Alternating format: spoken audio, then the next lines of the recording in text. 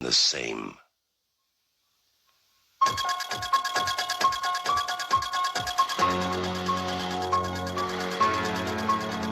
Now, Michael Myers has come home. He has returned for one more night of unholy terror. Michael! Somebody help me! He's here to kill that little girl and anybody who gets in his way. Oh, God. Who's gonna be next?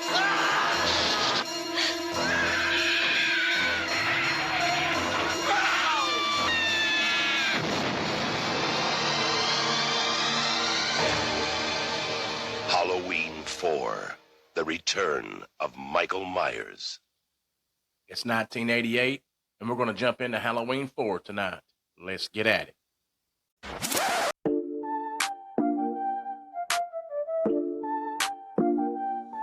Yo, we rolling deep, let's dive into the fray. Hit that play button, we review every bite. From horror flicks that give you chills at night to games that thrill, yeah, we get it right. Remember that, step back, hold tight. We'll dissect every scare, keep the vibe right. Remember that, we're here to expose the thrills, the chills where the dark wind blows. From pixels on screens to the sound that glows. Join us forever, that's how the story goes.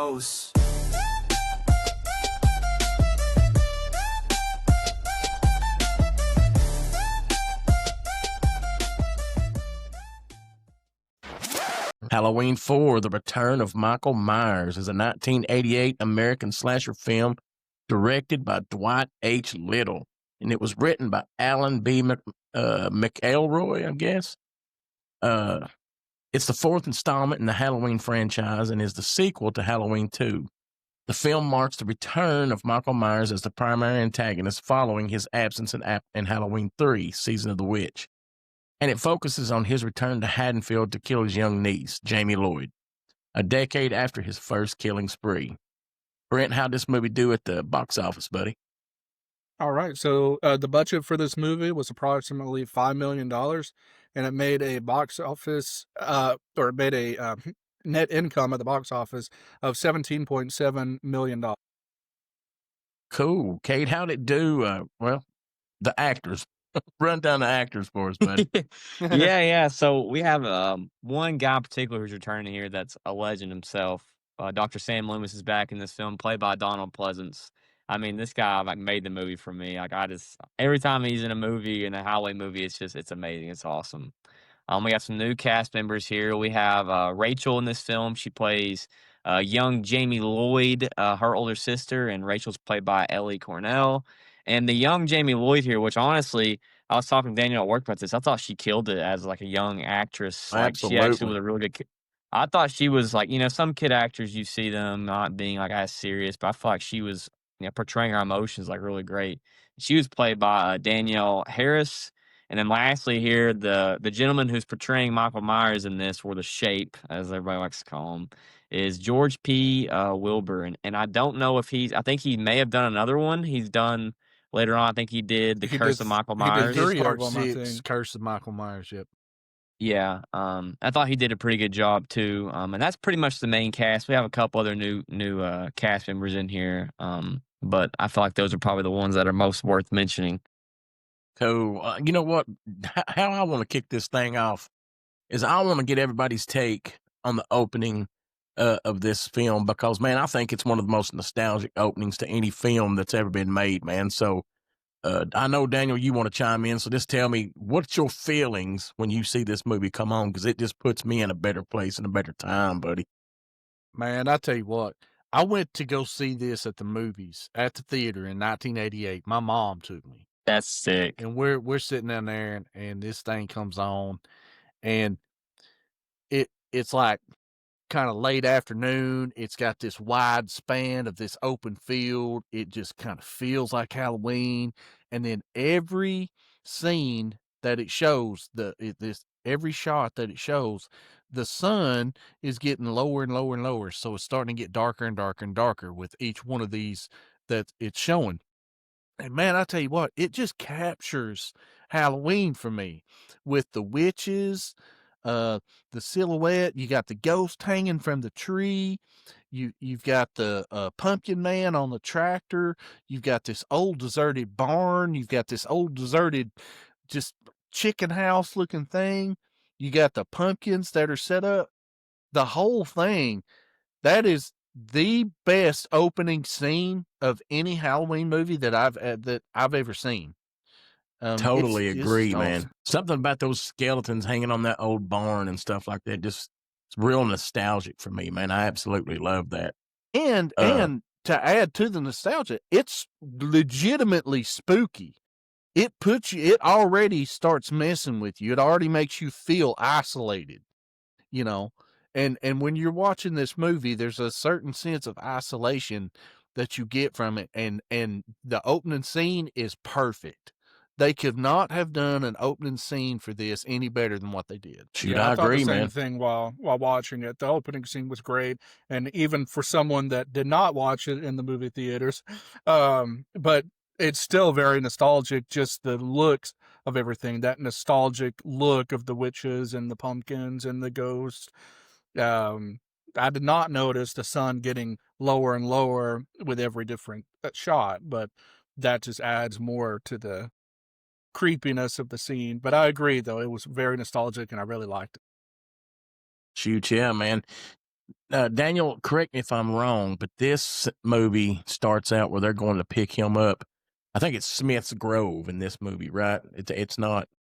So the Smith's Grove, I guess doctors or whoever they sent to go get them, they are actually from Smith's Grove. They pull up Okay. at Ridgemont Federal Sanitarium. So I knew you would know that. Ridgemont, he knows the address. the Ridgemont Federal Sanitarium was where they kept the maximum security level prisoners, criminally insane, and in the novelization, which is based on the movie is not based on the book, but in the novelization, it said that they could only legally house those criminally insane patients that are comatose for 10 years. And so that gave reason for why they were doing the transfer at the 10-year point. Now it didn't say anything about that in the movie. That's just from the book, and I thought that was an interesting little tidbit from the book. But in the movie, there's no reason for them to be moving Michael back to Smith's Grove. There's no reasoning for it. It's just 10 years later, and they just happen to want to move him. Okay, so we're going to take him back to Smith's Grove. And so that little opening scene where they're talking with the security guard, that just basically serves as a recap of what's happened, and it brings the audience up to speed with with kind of what happened in parts 1 and 2, and gets them to the current situation. Yeah, because in my opinion, Michael's pretty much done. He's just laid back, trying to live his best life, kicking back, getting 3 hots in a cot, up at the sanitarium, and then they put him in the ambulance and they're transporting him, and that's when they start having a conversation in the back of the ambulance, and this doofus asked the lady, he says, does he have any next of kin? And she says nobody but a niece in Haddonfield, but she's too young to take care of him. And he goes like, great, the state owns him and stuff like that. But as soon as Michael hears that he has a niece living in Haddonfield, you can see that fist start clenching up, because he knows right then, dang it, bro, I got more work to do. I thought I was off the clock. You know what I'm saying? Here we go. So he was essentially in a coma, right? He was those comatose. 10 years. He was essentially in a coma. He was comatose, which is impressive. Like, given that this man still has like forearms that are bigger than my head. Like, this dude is still huge. Yeah, that's one of the doctors. He even said he's been in a coma when he goes, his muscles, he'd be totally useless. His muscles would be totally useless. Yeah. Now, like they're giving him like protein shake IVs or something. Yeah, man. Like, he would get up in the middle of the night and pump iron. That's what I'm saying. Who you're talking about is Dr. Hoffman. And Yeah. Dr. Hoffman is the one that his muscles will be totally useless. Okay, so the funny part about that is that Dr. Hoffman, okay, he was in Little House on the Prairie. He got killed in Little House on the Prairie. He fell off of a house. Man, how do you actually, and die died. in Little House on the Prairie? Yeah, And- it's supposed to be a happy show. And from What did he do, Rocky get IV, dysentery or something? from Rocky IV, he was Ivan Drago's trainer. Yeah, that's where I know him from. Yep. I never will forget. He goes, he'd be totally useless. They're totally useless. Oh, man. Man, they got to stop transporting Michael without Yeah, they got to leave that changing dude this man. put, man, because every Like, time, golly, bum. His Well, track you know, record is just not good. They just need to have Loomis with them everywhere. Well, That's if what they need. Loomis Yeah. read memos, he'd be here. That's what Hoffman said. If Loomis read memos, he'd be here. Well, here's is my thing, crap. though. What'd they say? He killed 16 people. Is that what the death toll was from the first two That's right. movies? Think? But Yeah. All right, that's how accurate. about this? If you That's kill not 16 people, you got to be on death row, bro. You got to be put down like a rabid Well, dog. we don't know if Illinois has. I don't think Illinois has death row. Well, So they well, need to get one for people that has killed 16 people. That's what I'm saying. I've seen parts 1 and 2 millions of times, and he did not kill 16 people. Could you imagine? Michael Myers in the electric chair and he still has the mask on? Yeah. Hey, Daniel, wait a second. Doesn't he? Okay, we had a question in the second film about the kill count kill for count? for Yeah. Michael Myers. Yeah. He was it 13 that he killed It's 10. in part 2? He killed 10, I See, think. I killed could have 10. swore I heard 16, man. How It's many- si- how many did he it's kill in part- 16 in part 4, but Yeah. it's 10 in part 2, and then he killed another 4. Well, now Right, hold up. it- Let's figure this out. So in They're part counting the 1, dogs. yeah, He we ate got to that talk dog. about. The You dog got to killed remember, chipmunks. he killed Judith Myers, right? Yeah, but Yeah, that but was, that that was in doesn't count as- 1963. So No, that's still a death in the movie, though. See, no, see, Bro I was guess saying so. Bro was saying 10 years ago he killed 16 people. So 10 years Okay, ago would have been okay. 1978 killings. So right? Okay, I would agree we with that. start Yep. with Floyd's garage or Yes, It it had to was that start with one him. truck on It the was side of the the road? towing. It was Yeah. the towing service. So that was the mechanic Right. was one. And then the next person he killed, if you don't count the dog, the next person that he killed was Bob or Annie. And then Bob Yeah. and then Linda. That's 4. And then he 4. killed 10 more in part 2. That's only 14. I don't know where dude is coming up with 16 people. Because he's It's totally ridiculous. useless. He's Did totally he kill- useless. It's a Wait, maybe he's comedy talking in the about the- movie, but 16, 14. Yeah, who's counting? Wait. It's Michael in the Myers, he teens. killed didn't he kill, maybe I'm thinking of part 4, maybe I get confused, but didn't he kill multiple, people while he was being transferred? And didn't he do that in part 1 as well or something? No, he just attacked Marion Chambers in part 1. Okay. Yeah, and she got out. She Anyway. rode out the car, man, They're totally and got away. useless. Because his muscles should have been totally useless. All right, so when Michael finds out that he's got a niece living in Hanfield, he raises up and pokes his thumbs in this dude's eye. Was it his eyes or his forehead? It was a He said forehead. It was man. his forehead. So to the how do you forehead. penetrate the Forehead. skull with your thumbs? Let's just talk about that for a minute. Well, There's a lot of force that's So required he to do is- that. Yeah, even because more- his muscles should have been totally useless. His and he's able to muscles do may that. have been totally useless, but his bones weren't totally useless. That was just that. Bah. He is more supernatural in this one than what he has been in the other ones. Obviously, for obvious reasons, his muscles are supposed to be totally useless, and he's been in a coma for 10 years. He has never seen Jamie, yet he knows exactly where she is, who she is, where she lives. He knows everything about her, and he's never laid eyes on her.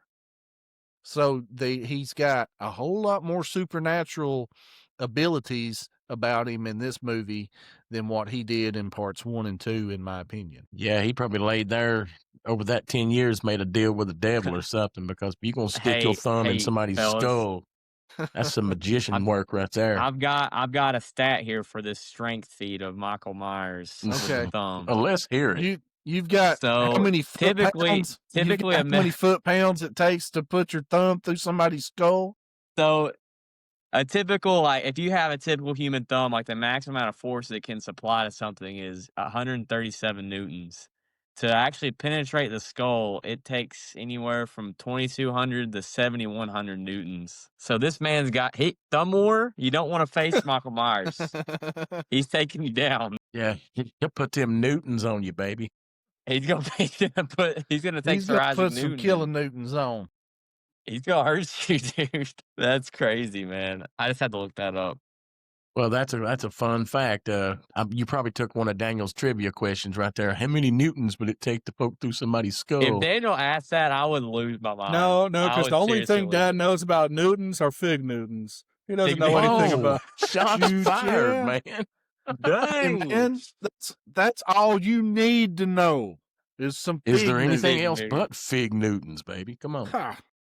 Come on, all right, man. Daniel, take it from here. Where we at, man? We just poked through the guy's skull. Yeah, so Michael, he kills 4 people in the ambulance, pokes through the guy's skull. The rest of them are killed off screen. It flips over to our first glimpse of Jamie. Jamie Lloyd is living with her foster family. It explains that her mother and father were killed. I think it said something about a car wreck. I was wondering about car wreck. How did they die? Just says that they were killed, and she's been living with the Carruthers family for the last 11 months, and she suffers for the last 4 nights from these nightmares. And she's been having these nightmares about Michael, which is already foreshadowing him coming back to Haddonfield, but it's also kind of foreshadowing that she has some clairvoyant abilities which are going to come into play in part 5 that I don't like. So she's sitting there and she kind of sees this ambulance that's outside, and it happens to be the same ambulance that they were transporting Michael in. She has a small conversation with her older sister, Rachel, her foster sister, Rachel, which is a 17-year-old girl. And we know how Michael likes 17-year-old girls. And she ends up... They are not totally useless to Michael. Yeah. They're not. Ends up going back to her bedroom and has an encounter with Michael. Now, it turns out to be a dream, which also strengthens the theory that she is kind of clairvoyant. Doesn't really come into play until the end of the movie. But yeah, there's that, and then you have Michael, that she has this encounter, and then it goes to the next day. So I want to say one thing about this scene where she's in her bedroom. When we're kids, or at least when I was a kid, I was in my bedroom, and of course I actually lived in a haunted house, so there was all kinds of crap that was happening all the time. But I'm kind of hanging out in my room, and you just have this feeling that you're not by yourself. You know what I mean? Well, this whole scene, her senses are shooting through the roof. Her fight or flight senses is shooting through the roof, trying to warn her, hey, he's in there. Somebody's in there. You're not in there by yourself.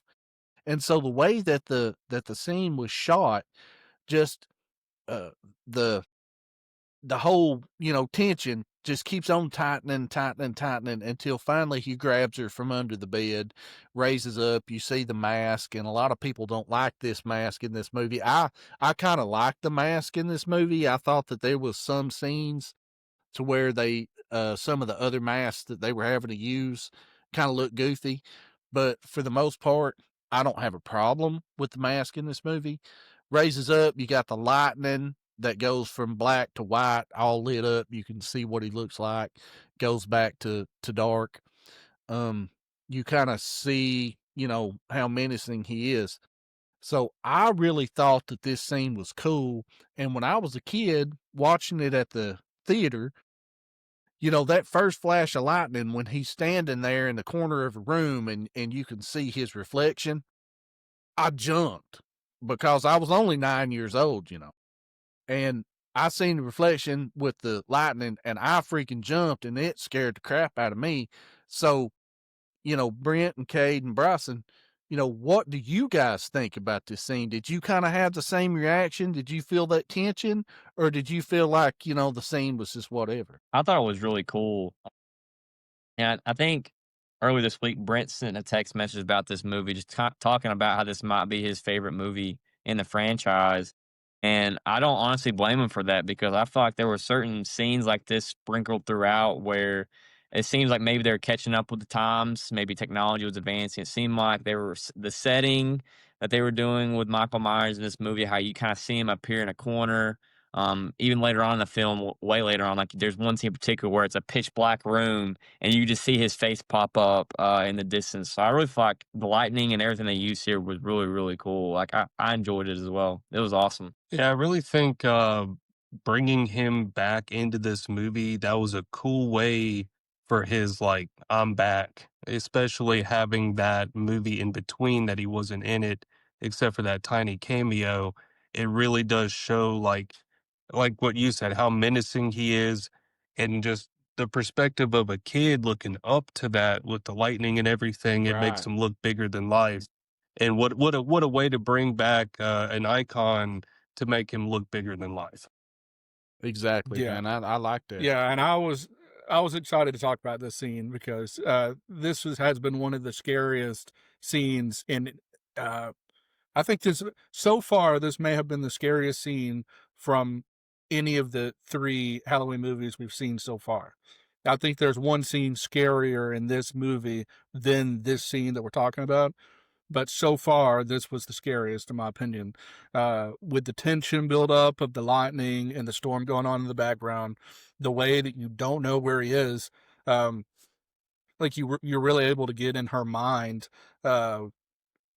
Jamie's mind, because just like a little kid, like we as audience have no idea where he actually was. Well, we know that he wasn't actually in their room at the end of the scene, but we don't know if he was in the closet, if he was under the bed the whole time, but he couldn't have been because she saw him in the reflection, and like there was a lot of creepy stuff.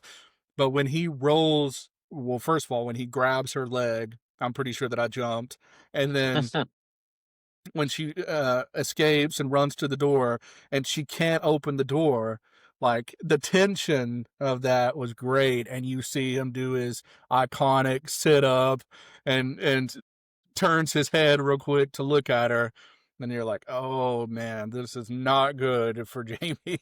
So yeah, a great opening scene, or a great scene, I mean, for Michael Myers. And just really quick, Dad, you mentioned the mask, and I have to disagree with you on this one. This Halloween mask, so far, was the crappiest mask that. I mean, first of all, we were making fun of Ted. Is his name Ted? Yeah, the one that he was wearing. I was about to say that. We were Yeah. making fun of the one, the guy. Turns out he's drunk and he's wearing the blonde wig. And then the same Michael Myers mask shows up in one of the most hot-end scenes. It's like, I don't know what happened with the mask. I mean, I watched some videos about it, so I do know a little bit about it. But yeah, this mask was nowhere near as iconic as the first 2 masks. And then you've got the blonde hair Michael Myers. And I know, and I think it's Halloween 5 or Resurrection or something. I know we'll get to it. But they have the CGI mask. So it's Ew. like, Listen, this mask definitely has its flaws, and I'm not sure why they chose. I think they should have just kept it with the original designs. But if you want to talk about suck, we get to the H2O mask and the retina. Now that's some suck. This mask is The great H2O compared to the mask is H2O mask. the most horrific It's- mask that there is.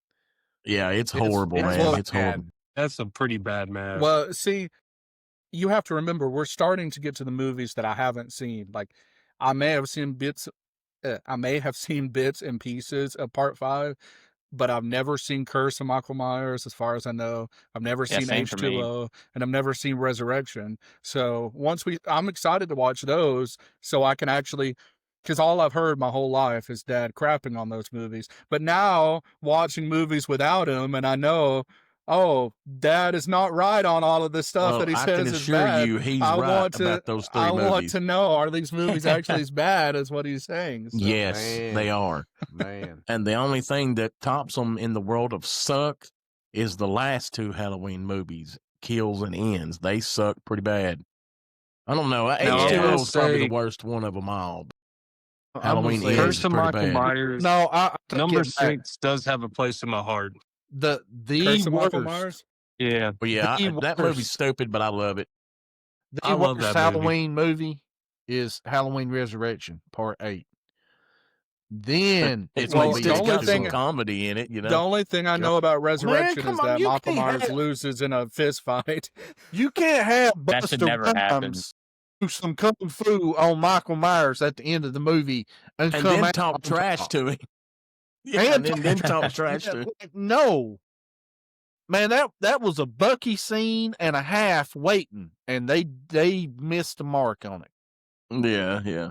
But anyway, All right, so yeah, so basically Jamie's having nightmares or whatever. They get up the next day and they tell who's this Rachel. They tell Rachel, yo Rachel. man, hey, you gotta babysit tonight. She's like, nah, I got a date, you know, and she's all pissed off because she's got to babysit. So that's where we're at now in the movie. She's fighting with her mom and dad and stuff like that about babysitting Jamie and having to take her trick or treating.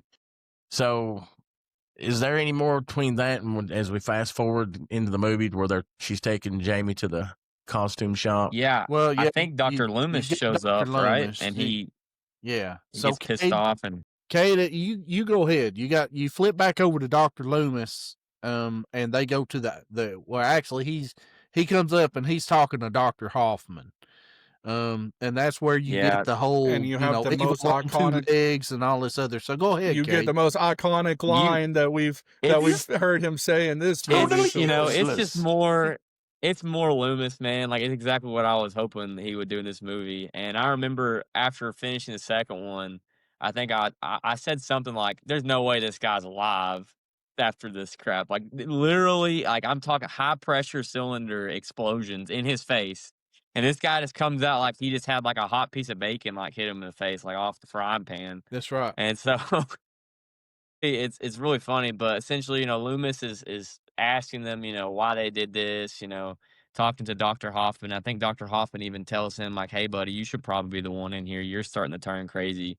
And so then Dr. Loomis sets out to find him. And I think what I'm guessing his car breaks down or he's just hitchhiking. Well, and those, and those he runs out of cheerleaders gas, act don't like he? they're going to pick So him up. basically, while Loomis is talking to Hoffman, you know, and giving him the breakdown of how dangerous Michael is, that's when Hoffman Yeah. gets the call from the state troopers saying, you know, we've had an accident on the road, you know, the Yes. transport wrecked, you know, everybody's dead. Then they go and actually see it, and he's trying to tell Hoffman, you know, whatever. And so then the next scene is whenever Loomis goes up to the gas station and he needs gas. And so Just seeing, also just seeing him like on his like little walker, like getting through the water, I was like, this guy's about to face plant, like, and it's gonna, like, if he trips and falls, I'll want it to happen. But well, And as Yeah, soon he as gets- he hears that there was an accident, he is gone. Yeah, He he's like, doesn't listen, even bro, we hesitate. gotta he, get out of he here. knows, man. He know. He's like, y'all don't know who you're dealing with. You know, I know this dude.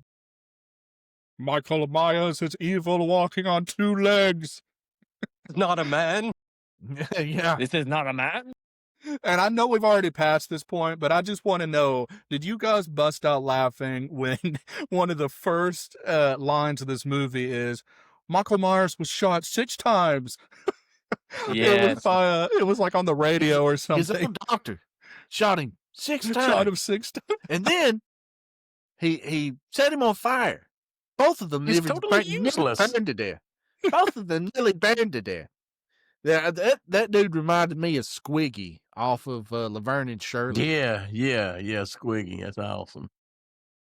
So where we at now? So we're at the gas station, right? Loomis is getting some gas. So Loomis goes to the gas station. Yeah, that's when he sees Michael. Michael's done got his overalls on, stuff like that. Loomis fires off some shots at him, correct?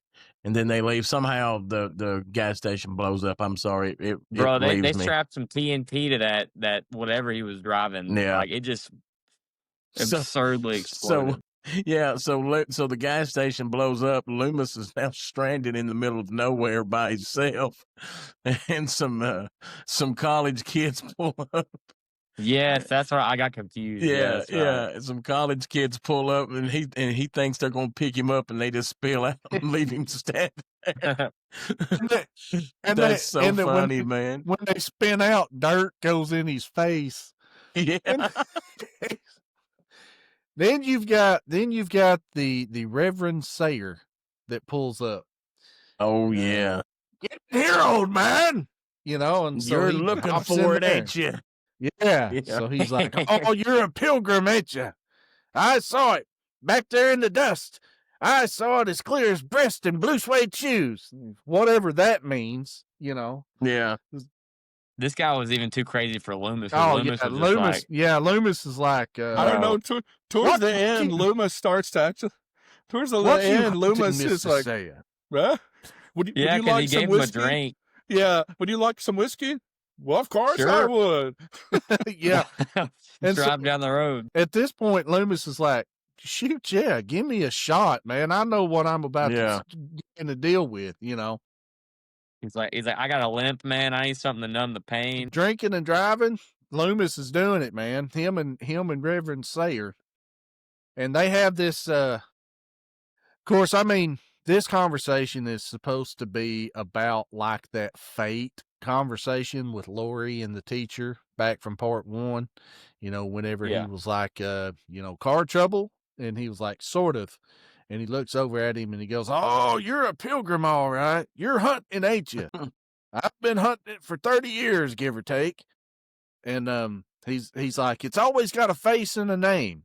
Well, there you're talking about Michael basically being fate again. So you've got, if you want to throw your symbolism in there, that's a couple of ticks on the symbolism score. You know what I mean? So basically, Loomis is dropped off in Haddonfield at the sheriff's station by Reverend Sayer. But I think before that happens, you've got a scene where Jamie is basically being picked on at school by some kids. And these kids are monsters. I mean, me and Corky went to school with some rough people. But none of them, get on a kid with a dead parent being like, "Your mama's dead." Like these kids. They said your mommy's a mummy. Yeah. These kids that was insane. What was that chant? Jamie's uncle's the boogeyman. Yeah, Jamie's an orphan. Jamie's an orphan. And Jamie's that is so sad. She said she's an orphan. Man, that's cold-blooded. I'll say that. You know what I'm saying? Every day's Halloween at Jamie's house. That is just... Well, speaking of foreshadowing, so Rachel takes Jamie to find a Halloween costume, and they go into the like $5 and dime dollar, whatever it was. And she's immediately drawn to the... It's called the discount mart in this one. Yeah, the discount mart. But anyhow, she's immediately drawn to the clown outfit, which is, we know what Michael went as when he done his first murder back in 68, whatever it was. 63. Oh, yeah, 63. So anyhow, that's a little foreshadowing right there for you, because you can already tell she's having some of the same tendencies that Michael had, because she's drawn to the same type of stuff he's drawn to, and I thought that was kind of a, a type of foreshadowing there. Yeah. And then in the background, you see Michael reach over and grab the mask, and that's how he gets the mask in this movie. That's Then he right. dips out somehow. Yeah, then he really gets out fast. with nobody seeing him. So Michael's good at Yeah. breaking into stores Well, during the this middle of the scene- day and this getting away one- with it. This scene was the scene that I thought was the most scary in this movie, was when she was getting changed in the dressing room, and Michael Myers shows up behind her, and just imagine. And this time we know it's real, and that's what makes it scarier than the first scene, in my opinion. And just imagine that, like, and did he touch her shoulder or? He reached out Yeah, for. I thought he did. Well, she felt. So so he kind of steps into the frame. He pulls the mask on and reaches out for her. She jumps and knocks her into the mirror, which shatters the mirror, screams, and that's what brings everybody else over. So Michael kind of steps back over into the other aisle. But as they're talking, it actually shows some of the shards of the mirror that's laying in the floor, and it actually shows his reflection. So, to what Brent was talking about, another reason why this scene is so scary is because that was as close to Jamie as he was going to get for the rest of the movie, aside from the final chase scene. So he was right there. He basically could have killed her right there, if she hadn't have broken the mirror. And so for him to have been so close, that's what made it so creepy for me. So I'm this, guessing you that think is he already similar. knew who Jamie was, right? So 100%. He was already Yeah. he was Yeah, I already mean, right there. He knew. right. I think right. it makes sense that he knew that. Why else would he be like? Why else would he have even went up to her? Well, see, And- here's my thinking. He was in there to get a mask because he's going to have a mask. And do we think maybe it was just coincidence she was in there at the same time, or has he been following her I bet it It's was around? one of those coincidence. fate things Yeah. going into the end of the movie. They both were there getting their costumes at the same time. It brings in that parallel from Jamie to Michael that you Mhm. kind of see transition into the end of the movie there. I didn't even think about it there that way. there are but- That's a good deleted take. there Yeah. are deleted scenes in this movie that never were shown. They were just talking about it in the documentary that I watched. I've never even seen them, but there are some deleted scenes to where it's kind of the same as what was going on with Halloween. Whenever Laurie kept seeing Michael in different places, all throughout the afternoon, Jamie kept seeing Michael in different places. So that meant that Which Michael would have been so cool. Yes, it Yeah. would have Yeah. been. Which means been that awesome. Michael essentially had been casing her all day, just like he was casing Laurie back in the day. Which you would say, okay, at that point he knows who she is. Yeah, that makes sense. Well, now we're introduced to another character, and his name's Brady. So what did you guys think about Brady? Big jerk. You go, He go tried- ahead and he- tell it. he You kinda- guys do it. Totally He kind of made up useless. for it, like later on, but he was a jerk.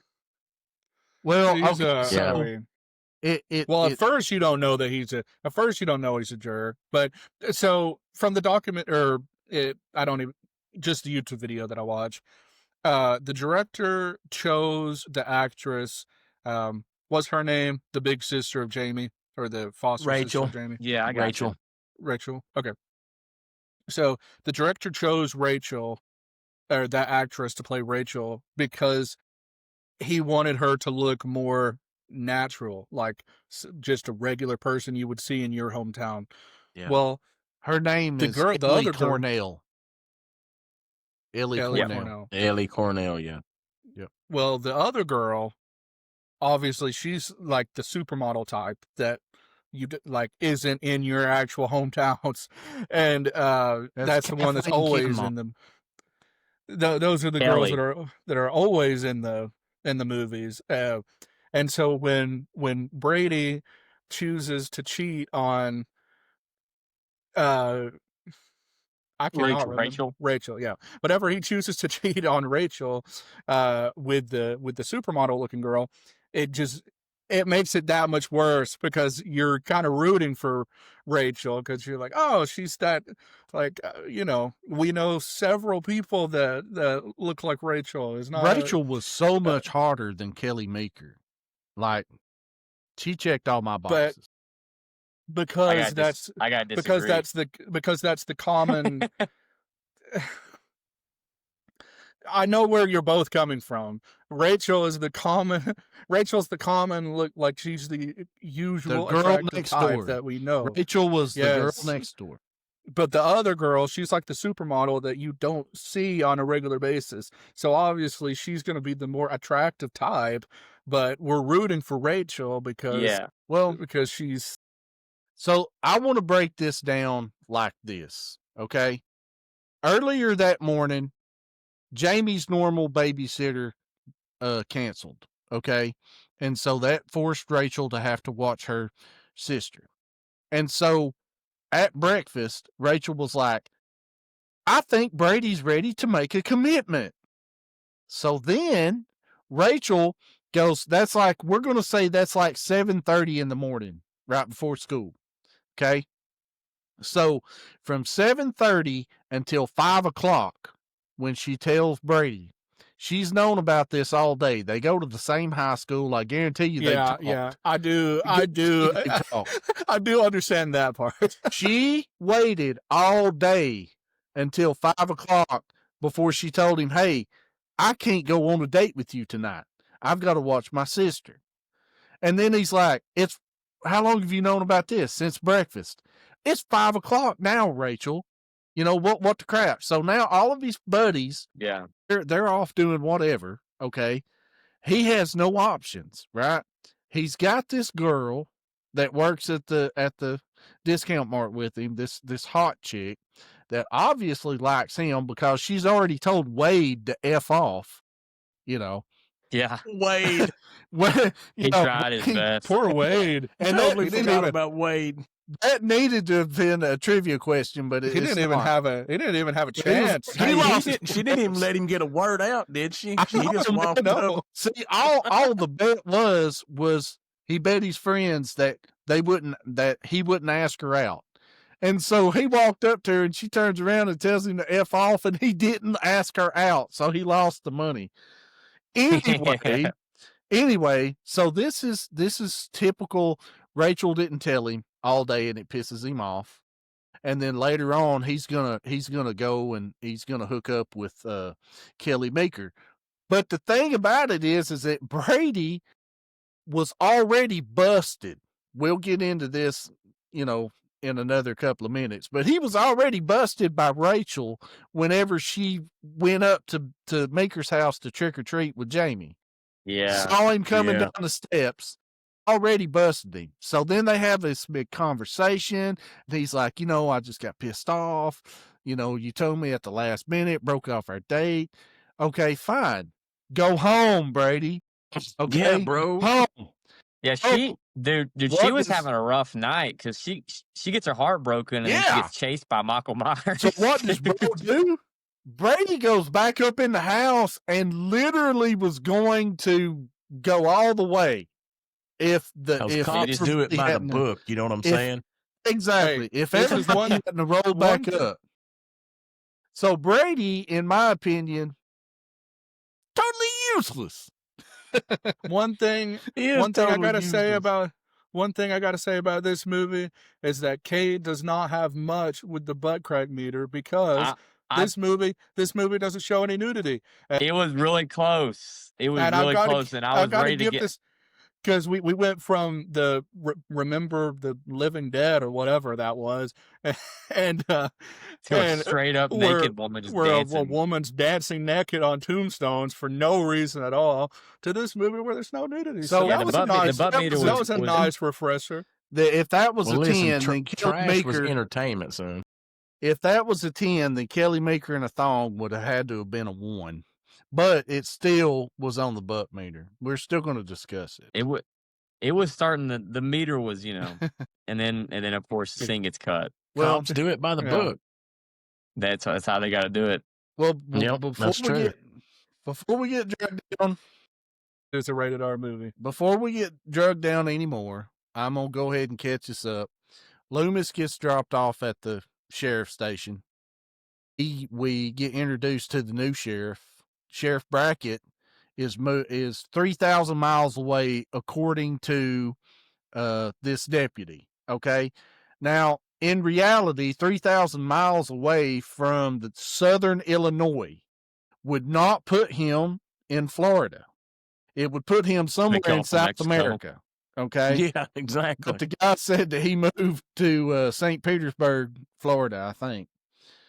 So you meet Ben Meeker. Ben Meeker is played by Bo Starr, and Bo Starr has been in a couple of good movies that I like. He's a good actor.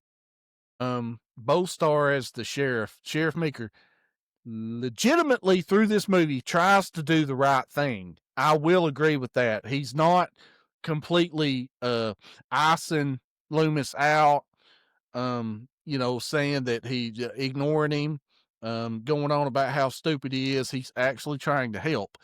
The only thing about Meeker is that every time he tries to help and tries to do something, he makes a really dumb decision.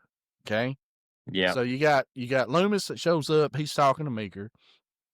They are about to go start looking for Jamie.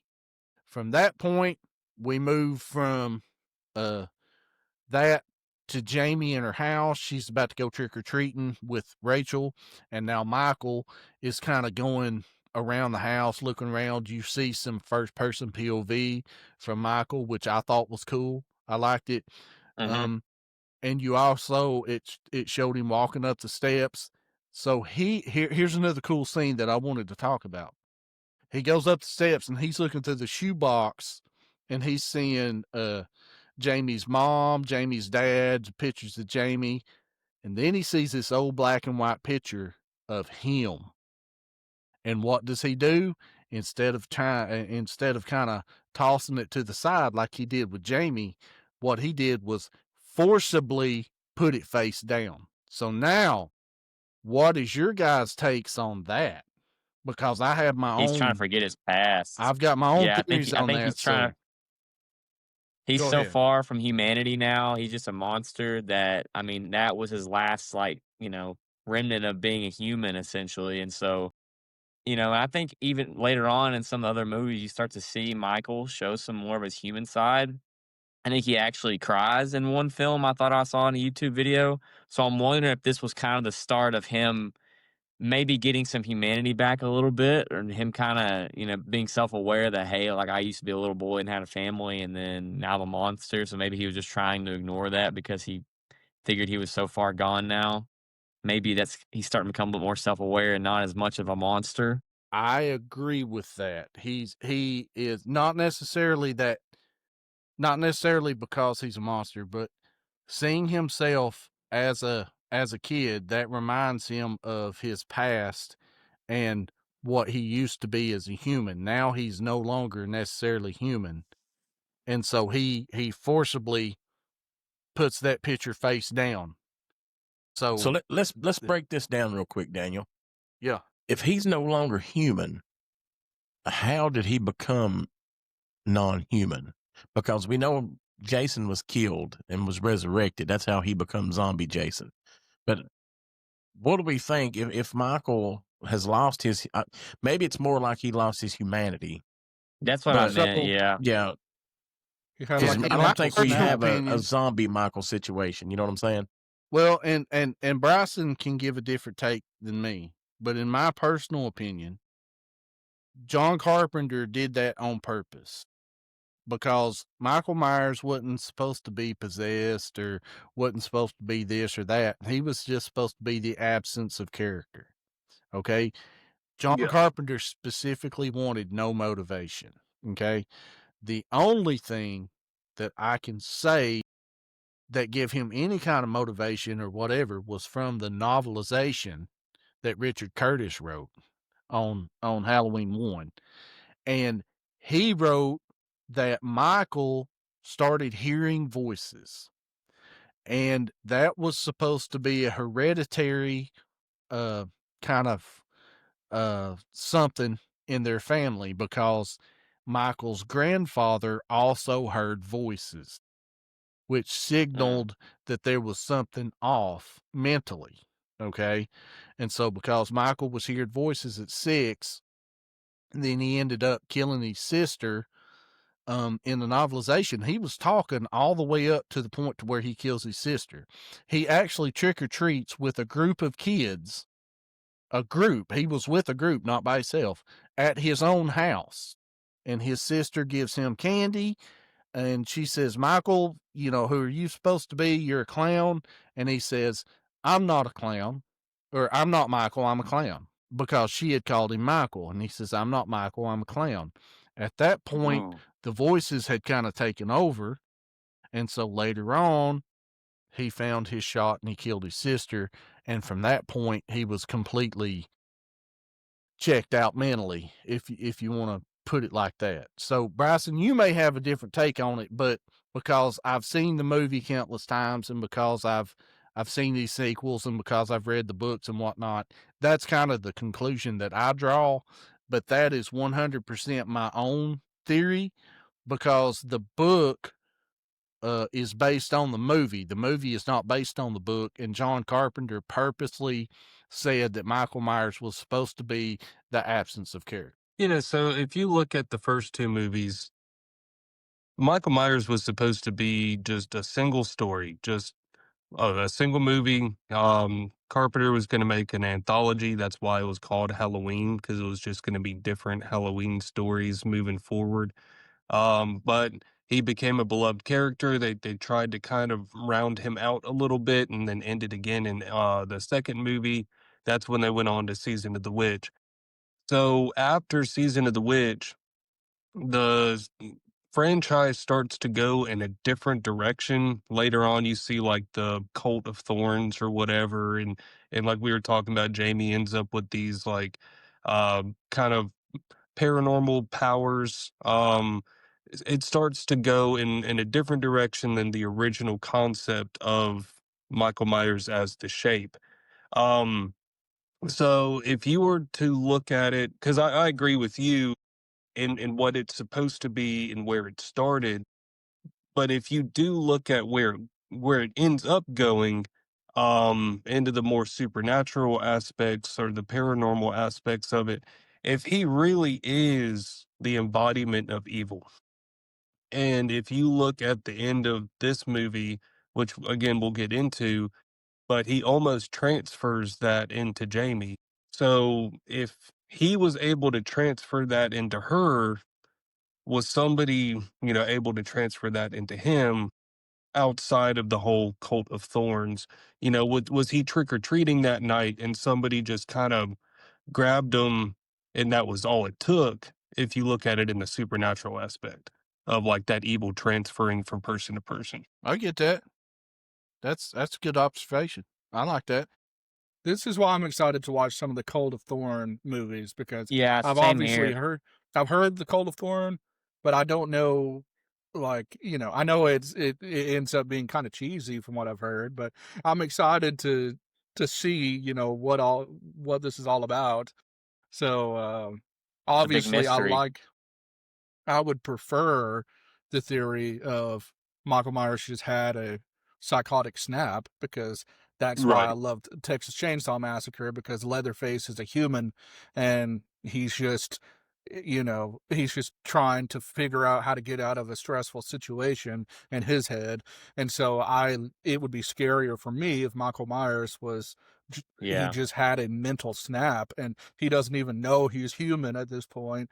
And so seeing that picture reminds him, oh, I am human and I don't want to be human, and slamming the picture down. But just seeing that picture reminds him, wait, I was human at some point. So I like that better. But I agree with Bryson. It's probably just from how the movies go, it probably has something to do with the Cult of Thorn and Yeah. whatever goes in with that.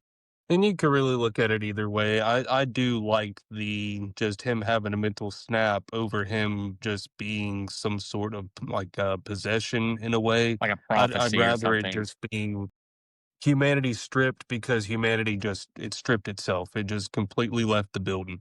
Like that is more scary than a possession.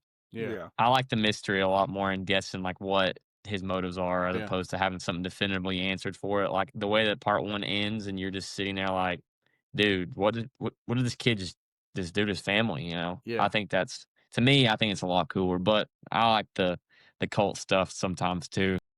Well, Yeah. they took a cool concept and they really screwed it up, basically in the movies. Yeah. But you'll see that. What we'll do now, before we get into trivia, who wants to take the Bucky scene? Because we are now up to the Bucky scene. Who wants to talk about the Bucky scene?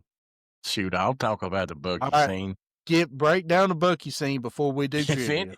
If anybody wants to know what the Bucky scene is basically you've got a utility worker that's walking around. You know, he's just doing his thing. It's first off, it's the middle of the night. You know, I don't know why he's out. It's not storm or anything like that, but he is at this. What would you call that? A transformer station, or yeah, it's a transformer station. Well, he is doing some work I guess. there, you know, substation. Yeah, he's trying to make sure everybody's got their power and stuff like that. Well, he notices Michael over there, and he's like, "Hey, man, what are you doing over there?" or whatever. It basically, you know, you have this whole scene where he's confronting Michael. He ends up getting thrown into the electrical panels, and they do some awful cut work on this scene, man. And he's getting electrocuted. 1 minute you see him getting electrocuted, and the next minute there's a cut where he's at a completely different angle.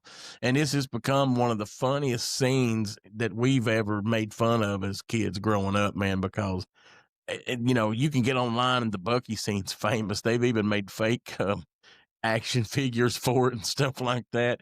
But just the fact that this shoddy editing they done during the movie was, you know, he's getting electrocuted and then he's like looking at you and looking the other way the next second. It's just completely hilarious.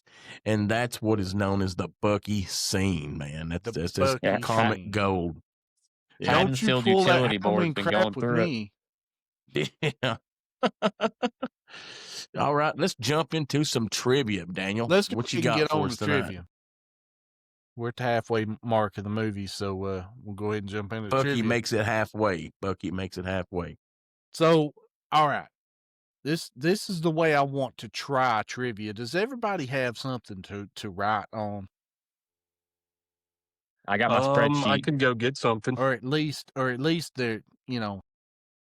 I can use my phone. Anyway, all right. I'll go ahead and ask everybody the same question, and then everybody shows their answer. I'll give them like 5 seconds to write it or whatever. If Bronson doesn't have something to write it down with, I trust that he's going to say his. The only one that I don't trust in this instance is Corky. Corky. Hey, well. All right, here we go. We're going to start question number 1. Where is Michael being held at the first of the movie? All right. I'll go ahead and give you 4, 3, 2, 1. And answer time. What y'all got? Bryson, go. Bryson's not ready. Go ahead, Kate. Give me. I'm trying to remember the name off the top of my head. This isn't going to work. We can't read your phone or anything, Brent. We're just going to have to say what you thought. All right. Okay. I just put down federal asylum. It's some kind of an asylum. I know you said it earlier, but I don't remember the name. I said it earlier. Okay. It's Ridgemont. Okay. Yes. That's what I said. Federal Sanitarium. So instead of writing it down, we're just going to go ahead with the first person that rings in. This is going to take way too long if we do this. We need to work. Yeah, that's a good idea, but we need to be prepared next time. I didn't. We need to work the bugs out of it. Okay, so back to the old rules. First person that rings in. Okay. If you got slow internet, I'm sorry. How many people did the security guard at Ridgemont say? Before you say anything else, I do want to say something. During the editing process for last week's episode, when your video was uploaded and synced with everybody else's video, Daniel, you were ringing in before everybody a lot of times. But, dude, I promise you, listen, during the show, you serious, and your feed's doing it now. You're jumping all over the place. But once everything got synced up during the upload, you were ringing in first a lot of the times, and you didn't get that. I was listening to it at work going, man, I was first. That's bull. I felt bad for you for like 2 seconds, then I stopped. Yeah, I bet. Okay. Question number 2. How many people did the security guard at Ridgemont say Michael killed? Cade. Bryson. I heard Cade first. 16. 16 is correct. All right. But which we know is not correct. But go ahead. Right. Question number 3. How long had Jamie said it had been since their parents died? Bryson, go. Was it 11 months? It is 11 months. Good job. Ding, ding, ding. Number 4, baby. Here we go. We're hot now. Why didn't Jamie's normal babysitter watch Jamie that night? What was the excuse? What happened? Ooh. Corky, go. Didn't she break her leg or something like that? She did break her leg at the ice rink. Nice, Corky. Here we go. Buddy. What is the name of Jamie's dog? Bryson, go. Sunday. Sunday is right. Man, we getting it now. Okay, here we go. Are great. What letter did Dr. Hoffman type for Michael's middle name? And it was a typo. Corky, go. Oh, it should be A, but you just said it was a typo. Well, yeah, it should be A, but it was a typo. It was a continuity error, I guess, if you want to call it. It was not A. What was it? Cade? I don't know. Cade, go. I'll throw a. Was it F? No, it's not F. Bryson? I'm just going to throw a letter. I'm going to say N. You said N? N. N for no. Yeah. That's not right? Yeah, N for no. Nope. All right, Brent. Brent, I'm gonna. What do you got? I'm gonna say D. No, the we got a few more letters in the alphabet, fellas. You might want to try another one. He typed the letter M for Michael. Oh man, I was so close. So basically, his initials would have been MMM, which is not right. So Triple M. Let's see how good our math is for the movie. What is the kill count for this movie? Corky, go. 5. God, no. Not even close. Anybody else? Okay. Cade. Brent, go. 11. 11 is not right. Brent. 8. 8 is not correct. Bryson? 13. 13 is not correct. The correct answer of the number of people that Michael killed in this movie is 17. He killed all the deputies. There were 4 people in the ambulance. Oh, the deputies. The deputies. I forgot about the deputies. 2 people killed at Penny's. Then Bucky. Dang it. Then he killed. There was 3 police officers in the police station. Then you've got Meeker's daughter, Kelly. Then Deputy Logan. Then Brady. Then 3 of Earl's buddies before Earl himself was killed, equaling 17 people. Now, there was a total of 18 people killed because Earl and his buddies shot and killed Ted Hollister. But Ted Hollister was not, I Ted thought you Hollister was said not you killed saw by Myers. You dumb son of a bee. Okay, here we go. How long of a drive did Loomis say Haddonfield was? Cade, go. 4 hours? 4 hours is right. Okay. What was and I just said it. What was the name of the gas station that Loomis stopped at where Michael was at? I heard Cade first. Pinkies? No. Bryson? Pennies. Pennies is correct. Ah, shoot. That's why there's all those Abe Lincoln pictures. Pinky and the brain over here. Yeah, there was. I did not. There was a lot of Abe Lincoln Brent, pictures. I haven't heard you at all tonight. Where you at, son? Here we go. Yeah. What is the name of the famous drugstore in this movie? It is also featured. God. It is also featured in The Sandlot. Ooh. Dang. Is this just like a quick camera pan or something? It's Or is it shown in the actually, like, movie, in the like for a couple of seconds. name? Anybody? No idea. 3, I have no idea. 2, I 1. don't know. It is Vincent Drugs. And I always remembered that because of Vincent Price for some reason. Okay. Now, we all know this, so I'm going to take the first person that rings in. What costume does Jamie wear? Corky. Brent, Corky, go. Clown. Clown is correct. this game is Did you rigged. pay attention when we were laughing at Loomis getting the dust blown in his face because it showed a mileage sign. How many miles to Haddonfield did the sign say when Loomis got picked up on the side of the road? Brent? 100 miles. No. Cade. 177? No. 3, 2, 1. 119 miles. 119. Okay, here we go. That was a tough one, man. So now Earl comes into the picture. Who did Earl tell to watch the register when he was leaving? Man. When he was leaving, he says, It's "So and that so." chick. It was like his wife or something. Who is it? 3, 2. I don't know. Margaret. 1.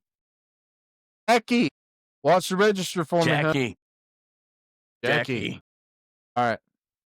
Who did Earl and his buddies kill at the gazebo? Corky.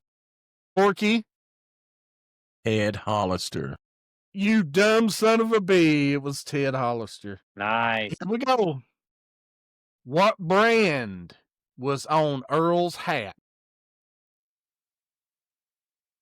It was a red hat, and it had a brand on it. Corky? Budweiser. No, you're wrong. 3, 2, Bryson? 1. Marlboro?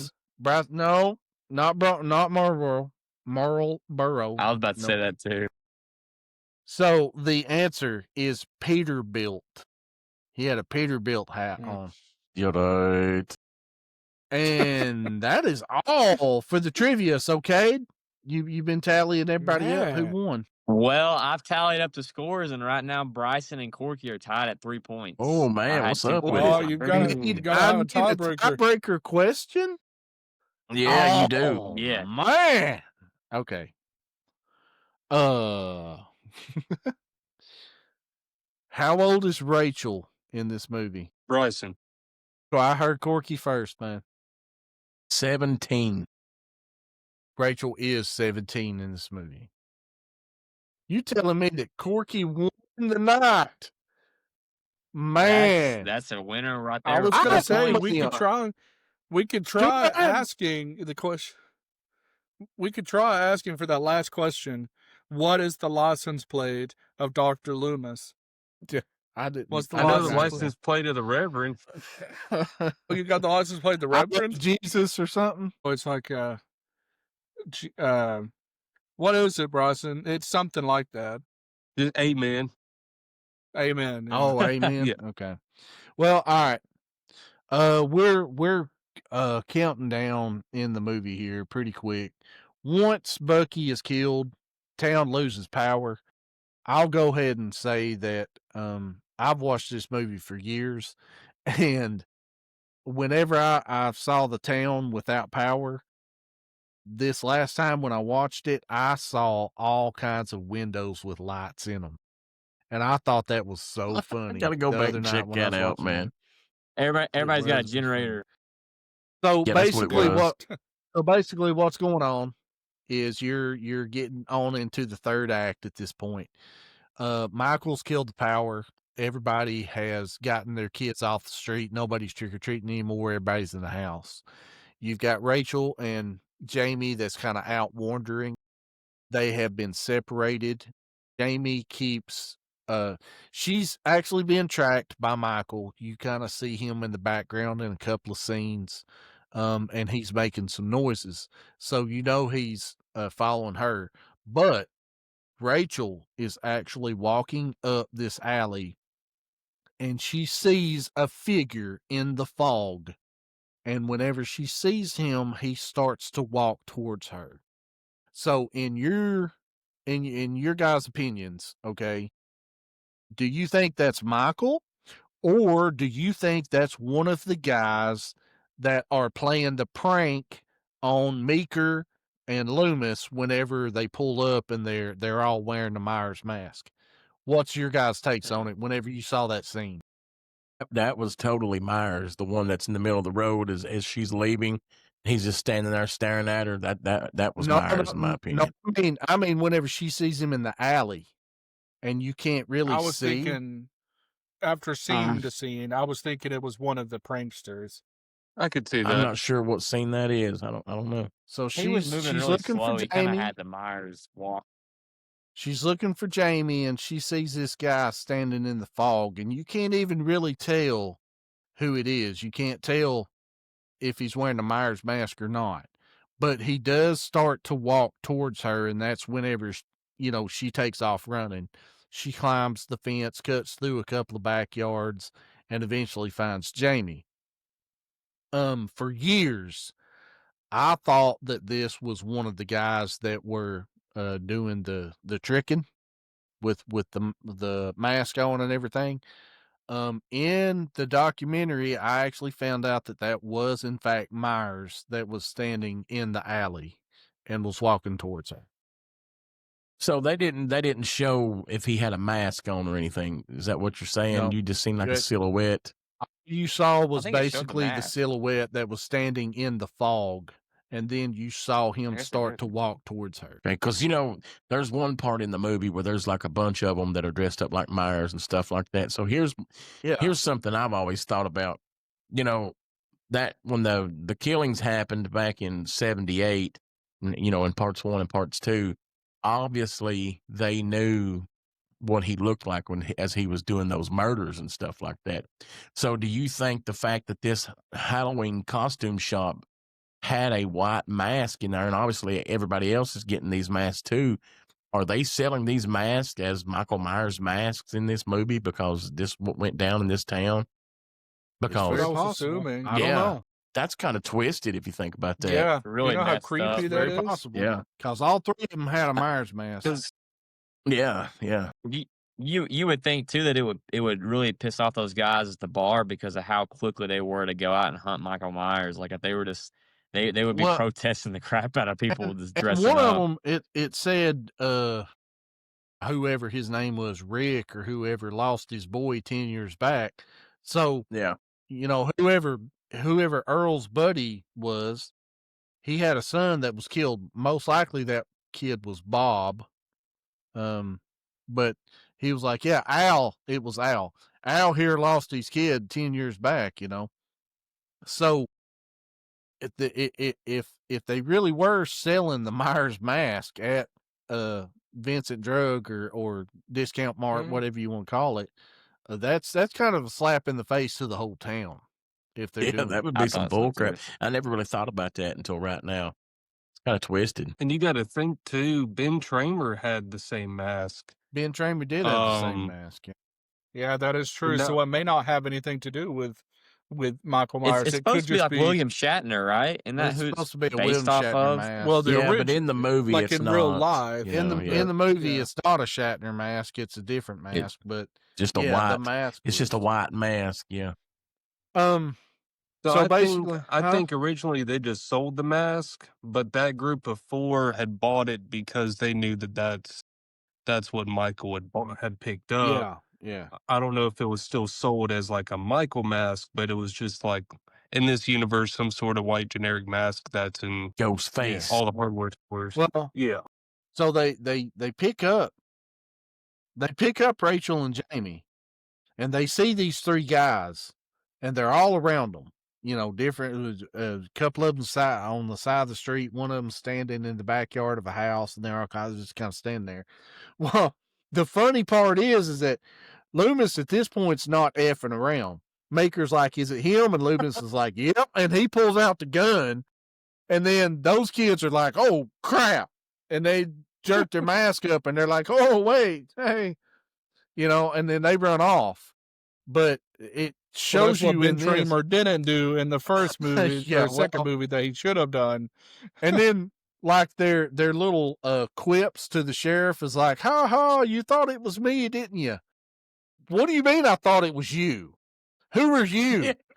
Yeah. I just thought that, who are you, dude? I mean, you thought it you're an was me, idiot, didn't you know? you? Fooled He has a you. gun in his hand, Oh, what an idiot. But anyway, this scene right here, when I was a kid, was probably the scariest scene for me. Whenever those kids run off, they're in the cop car and they start to drive away, and Michael Myers is standing in the middle of the road right behind the car. And so I don't know if it was the setting, the music, how the camera that was the played scene out. I was thinking about. It was just a really creepy scene for me. And when I saw that when I was a kid, I was like, oh, okay, I'm gonna have nightmares for this one, But what winds up happening now, you're in the third act. In the third act, they finally make it back to Sheriff Meeker's house. Brady and his daughter Kelly. Brady and Kelly's already making out. You've got Cade's butt meter going off there, and then all of a sudden you see the headlights spill across the wall. Cade, go ahead and break this scene down for us. I bet Cade was more disappointed than Brady was when he saw the headlights come through. We're towards the end of the movie now. Now crap is really going down. Yeah. So Cade, go ahead and break this one down. Loomis and the sheriff have already kind of met up. I think at this point they have already went to the station and noticed that Michael had taken out all the deputies in there, which was really crazy to think about. Like, he just went in there and killed a bunch of armed deputies, no problem. Just showing you his power there. But they get back there. They get in the house. Pretty much everyone's together at this point. I want to say that Loomis and the sheriff, they actually picked up Jamie and Rachel at this point, just to make sure they were okay, because Loomis was really worried about her. They get in the house, and of course, the sheriff walks in and interrupts the session that was going on in there with the two young people. And then they sort of start to prepare for the inevitable arrival of Michael. They start boarding up windows. Pretty much the sheriff talks to Brady and is like, hey, can you use a shotgun? And then he gives him a shotgun. He's like, don't touch my daughter anymore, or I'll use this on you, kind of threatens him there. And it just sparks them kind of preparing for Michael's arrival. And they're definitely unprepared. And, at this point, there's a couple other things that happen, but eventually the sheriff has to leave. And he has to go and kind of deal with the townspeople, because he's getting phone calls. He's gotten word of the death of the I can't remember his name. I think his name's Ted. What was his name? Ted Hollister. They got shot. When Earl and the boys go Ted and Hollister shoot gets Ted shot. Hollister. Yeah, and actually a little bit before that, because Michael somehow shorted the power to freaking every house in the city. Telephones are down, so they use a radio to try to contact the state police, and so they try to get them to come and assist with the situation. And then everybody kind of disperses. And one thing I wanted to ask you guys here: why does Loomis leave? Because he knows Michael should be coming for Jamie. What causes him to leave here? Because I was like, this man's, gung ho on, doing anything to get to Michael, and even using people as bait. We've seen him use people as bait in the past. We actually saw it in the second film. So why did he leave the house and leave, Jamie alone, even knowing that Michael's going to come over there eventually? Anybody else got an answer? He's stupid. I mean, I know he only thinks about himself. To Jamie's house. So, Donald Pleasence, the guy that played Loomis, okay, actually called this out and was like, why in the crap does the Loomis leave Jamie and the rest of the people alone in this house? And he didn't get a clear answer. He didn't get an answer that he liked. So even Loomis thought that it was stupid that Loomis Yeah. left. But the reason that Loomis left is nobody had found Michael yet. He's not convinced that Michael will know to go to Meeker's house because Michael hadn't found Jamie yet. Therefore, Michael wouldn't have known that Jamie was taken to Meeker's house. He went to the most logical place that Michael would have went, which is Jamie's house. And so he went to the Carruthers house and that was the motivation for him to leave, is he's actually going Gotcha. to look for Michael. But Donald Pleasence himself said that is dumb as hell. There's no reason why. Yeah, There's no reason why Dr. Loomis should have left this child in this house. I didn't understand that either, but I guess maybe they wanted to make the situation more tense or something. And I guess we've seen Loomis involved in the final encounter with Michael a few times. Now maybe they just didn't want to do it again. Yeah, I'm guessing they that's kind had of what to they're doing. they But I had was like, to clear the house out. So what you have to do is take out the main players. So the main players is Sheriff Meeker and Dr. Loomis. So you had to get rid of both of them. yeah, And it left the girls and Brady that and were pissed at with each other, at with Rachel and Kelly. Sheriff or with Deputy Logan. So Deputy Logan is killed off screen. Then you've got Kelly Meeker that comes in and she lights the candle and says, I wish that they would fix the power. At least we could have MTV while we wait for the cavalry or something like that. And then she gets impaled. As she lights the match, she sees Deputy Logan's head, sitting staring at her, and then she kind of gasps, which signals Michael, okay, the jig is up. Here we go. He gets up. That's a pretty creepy scene too. Then he rams the riot gun through her and sticks her up. It's the way he stands up from the rocking chair. It's a lot faster than he normally does things. So that was pretty creepy. Brother, if I saw Michael Myers sprint, it's kind of how he popped up behind Annie in part 1. He popped up behind Annie like super quick. Oh, yeah, in the car. Yeah. But anyway, yeah. So you got Deputy Logan and Kelly Meeker's dead. You got Brady and Rachel and Jamie left in the house, barricaded in the house. They can't get out, and they're with Michael. Yeah. So you've got this big chase scene that happens. Rachel runs into Brady. Brady and her go back upstairs when they see Jamie.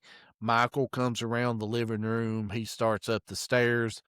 Brady tries to shoot him, realizes that he's forgot to load the gun. By the time he does load the gun, Michael's on top of him. He disarms Brady. So what does Brady do? Okay, now, you tried to shoot him. Didn't happen. Then you take the shotgun and use it as a bat. You hit him in the face with the shotgun. He stands there. Does nothing. Then he tries it again. He grabs the shotgun. Now he breaks your nose. Okay, Brady, now Brady's down, broke nose. What does Brady do? He doesn't try to run. No. Now I'm going to fist fight this guy. He's got what heart. What kind of crap is that? Okay, at this point, I'm running like past Rachel and Jamie. I'm out. You know what I mean? But he does not do that. He stands, tries to fight Michael. Michael catches his fist, breaks his fist, lifts him up, cracks his whole skull and neck. And then you got to spit on him though, Yeah, he gets one last little spit on him. He should have tried to kick him in the nuts. So Michael chases Rachel and Jamie upstairs to the attic. They break out a window. He chases them onto the roof. They're able to lower Jamie down about halfway before Rachel ends up falling off the roof and gets knocked out. Michael walks right past her. So apparently Michael is stupid because he's like, okay, she she's dead, Well, but she's I not. think that's supposed to be like his side is on Jamie. He didn't really care about Rachel. He was trying to go after Jamie, which is how he was with Laurie in the first two movies. Yeah, that's true. He could have killed Marion Chambers just as easy, and he didn't. He walked right past her. But anyway, so now Rachel's running through town. She runs into Loomis, and they go to the school. He shoots the lock off the door because the school, the siren is supposed to start bringing people to it, and so people mean safety.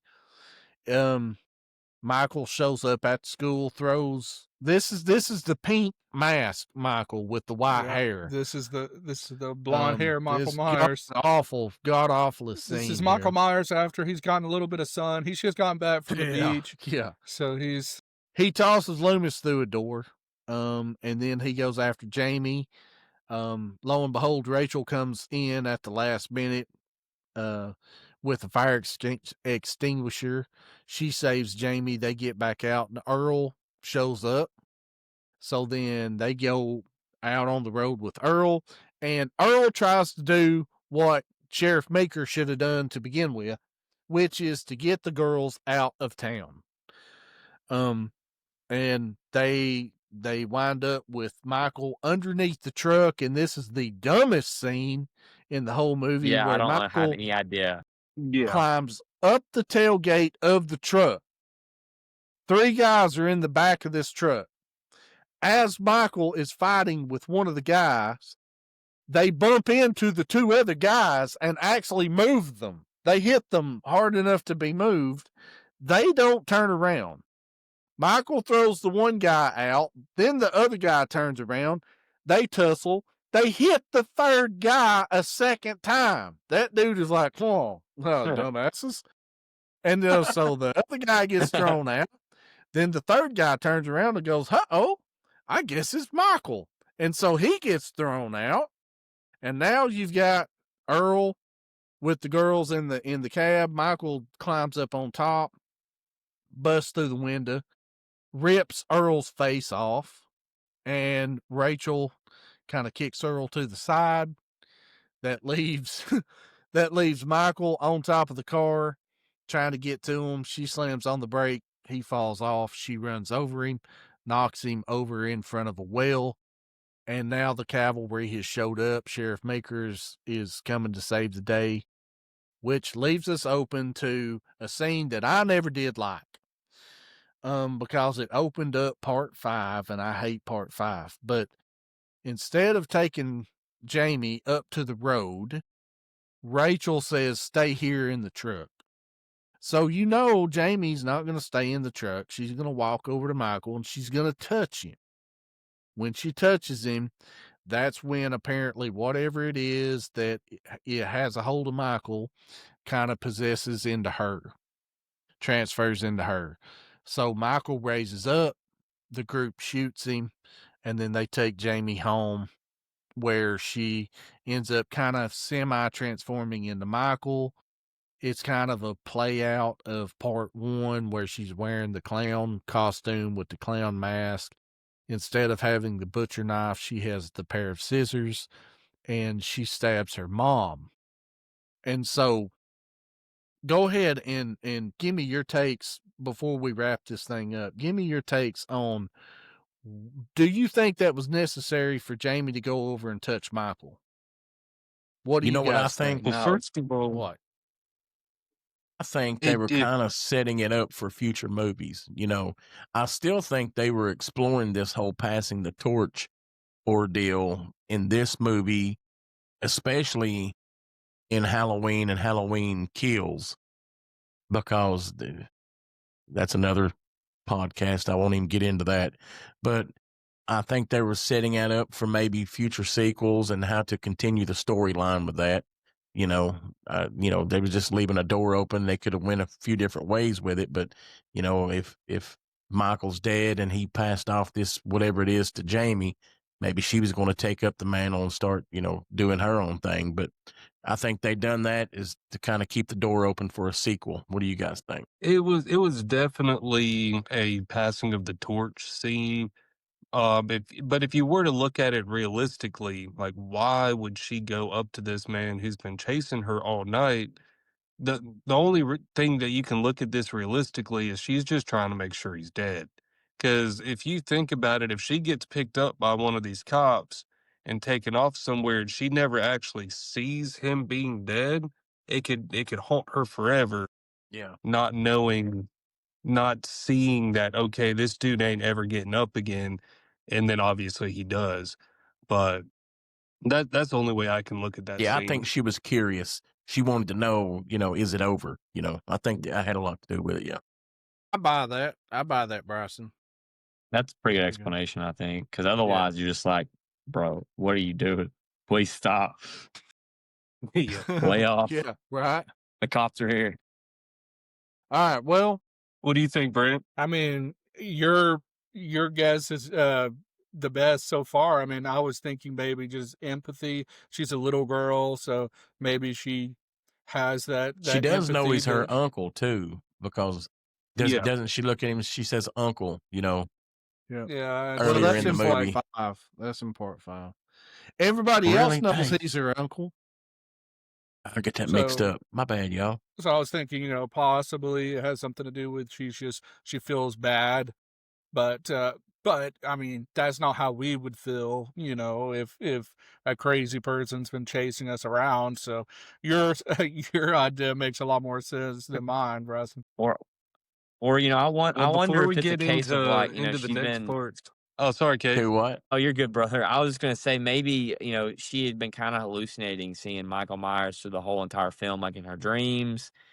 She, you know, she saw him in the Halloween store, but she's kind of maybe seeing like glimpses of him in her dreams and stuff. So maybe she was just trying to make sure it was real. She wasn't dreaming, and that he was actually a real person by actually physically touching him. Because at that point, she Yeah. hadn't really had like a physical encounter with him, like him grabbing her or anything. So maybe it's something like that, but ultimately, I think it was just she's being stupid. She dumb. Being a kid's what she was being. Yeah. And where were the adults at's what I want to know that seen her running up through there Yeah, and get run down and get there, her. Rachel. Yeah. Come on, guys. Step it up, like, man. If there's a Look, and if you 17-year-old were- kid, go ahead, Bryson. Oh, I was just gonna talk about these guys shooting Michael with the shotguns. If you were a cop just shooting this guy nonstop with the shotgun and he hadn't been blown to pieces, I mean, he's getting shot by like 20 shotguns. That would have Yeah, sawed him huh. in half, man. Yeah, he'd have been especially all if over I the place. If I had Maker's gun that literally shot Yeah. sparks out the end of it, okay, and I'm not sawing this guy in half, It's a freaking he's just street doing the sweeper, robot. man. I'm asking some questions. Yeah. Yeah. Well, All right, guys. Are you guys ready to rate this bad boy? that's what I was Yes, about to sir. say. Do It's it. about time to rate this thing. Yeah. Well, Daniel, you're the master of the Halloween franchise. I'll let you go first. Well, all right. I'll just put it to you like this. I give it a total of an 8.8, which equals a 9. I think that Halloween 4 is a very solid sequel. It is my favorite sequel to the original Night. And when I say original Night, that's parts 1 and 2 together. Even though part 2 is my favorite. I like movie that. The franchise. original Night. Did you come up with That's that right. yourself, or did you copy Just that now. somewhere? Just Clever. that, baby, the original okay. Night. That's all me. We have to copyright that. That's awesome. That is yours. Okay. That is All right, cool. that's Though. mine. I like that. Part 4 is the last movie that really felt like a Halloween movie. And with as much as you hate Kills and with as much as I hate Kills almost had it because they went back. Kills and was they did all the- right. It's Ends I really hate. Ends is Ends. Oh my God, Ends is like Yeah, I hate would that pee movie. on It's trash. Ends. I I hate that would pee movie. on Ends if my pee was flammable. Okay. Listen, I wouldn't would never waste watch my that movie. urine on Ends. Look, I'll say this. I'll watch H2O before I watch Ends. That's how bad I hate dude, that movie. Ends was so god awful. But anyway, Get back to my rank. I rank it a 9. All right. Okay, it's a solid 9. I had 10s for the effects, the music, the overall enjoyment. The only things that I didn't rank 10 for was cultural significance, because this is a 4th installment in the end of the 80s. It didn't really do much to really drive horror forward. So it didn't get a 10 there. And then the symbolism, there was just some things that was touched on. So, those were some lower scores. But for me, 8.8 equals a 9. And I think that is a very, very good score for this movie. I really enjoyed it. Okay. Daniel gives it a 9. Kate, what do you give it? Yeah, I really enjoyed this movie. I had actually never seen this before. It's my first time watching it. And loving the first two movies so much. I really thought that this was kind of a strong, another strong sequel for the movie. I thought that it would be. I thought it was gonna be really cheesy, but I thought it was really, really good.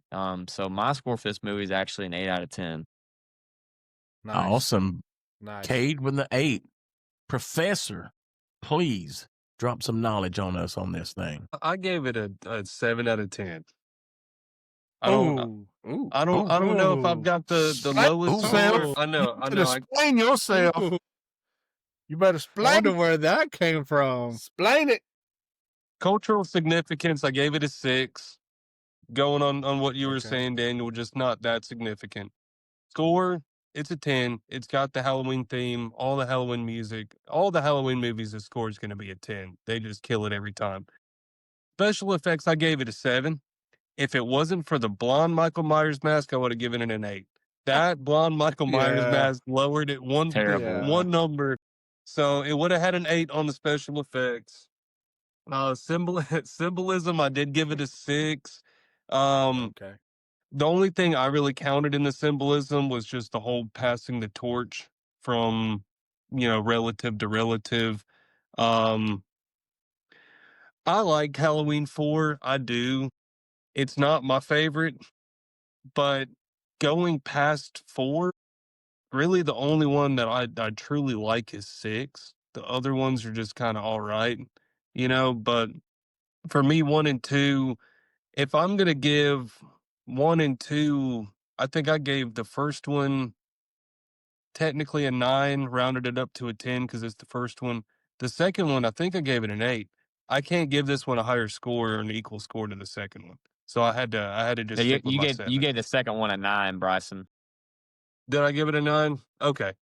Well, I could Yep. technically bump this up to an 8 if I messed with my numbers a little bit, but when I did it, I gave it a solid 7. And that's a good Okay. 7. That's compared to That's a all decent the score, I movies that think. we review, It 7's still above Yeah. average, so I mean, Yeah. I'll take that.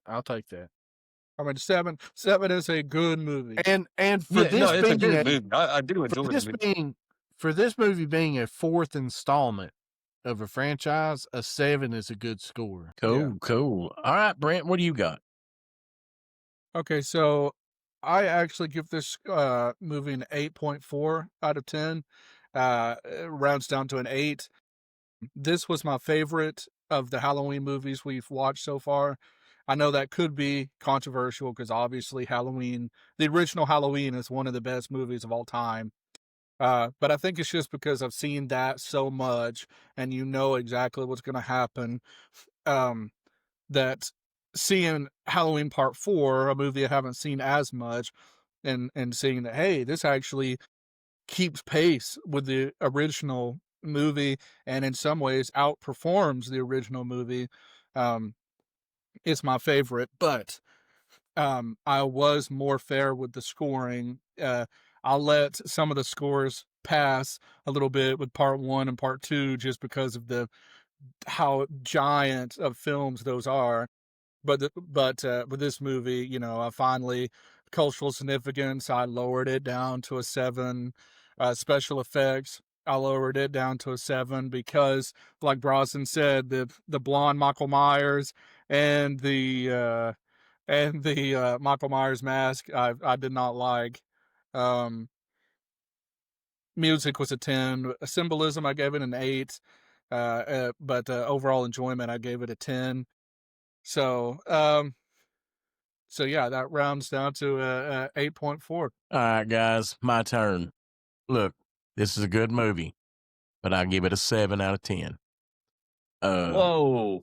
Just for no particular reason. I mean, hey, the special effects weren't all. I mean, really, it was just it didn't have no butt meter action, but it was a good movie.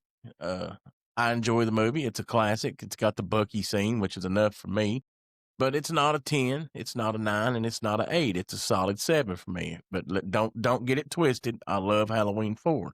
It's a 7. It's a 7 out of 10. So, having said that, Cade, what's that get us to, man? That averages to an 8 out of 10 for the team. 8 out of 10. I'll take that, man. What do you guys think? I think that's fair for Halloween. I do want to add, That's solid. I know that they had the pink mask with the white hair, okay? And that was some bogus stuff. They shouldn't have done that.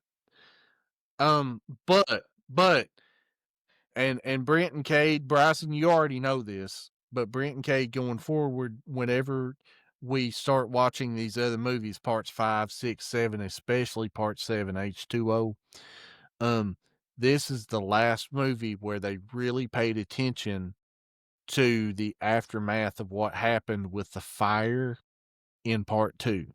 So he's got all these burn scars and everything. His hands look creepy in this movie. And that's why I give special effects so high of a score, because in part 7 in H2O, that dude has clearer skin than me. Okay?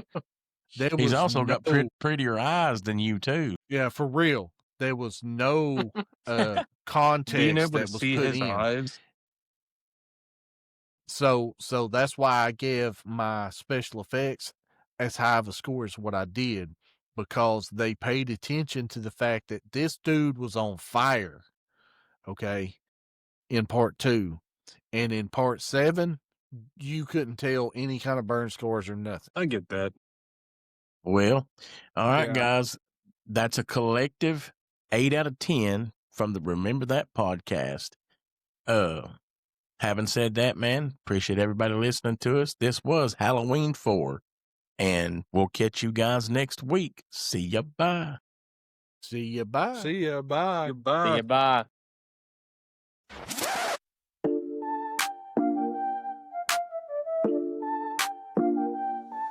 Yo, we rolling deep, let's dive into the fright. Hit that play button, we review every bite. From horror flicks that give you chills at night, to games that thrill, yeah, we get it right. Remember that, step back, hold tight. We'll dissect every scare, keep the vibe right. Remember that, we're here to expose the thrills, the chills where the dark wind blows. From pixels on screens to the sound that glows. Join us forever, that's how the story goes.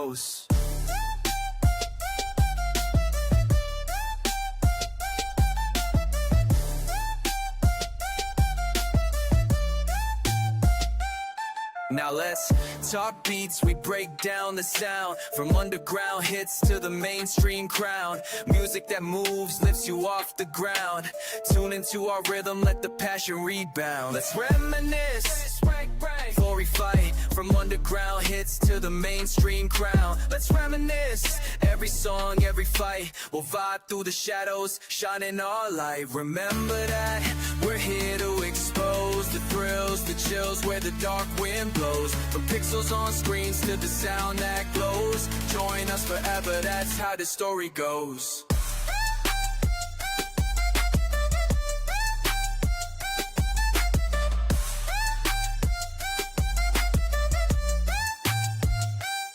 So plug in, we're on this ride tonight.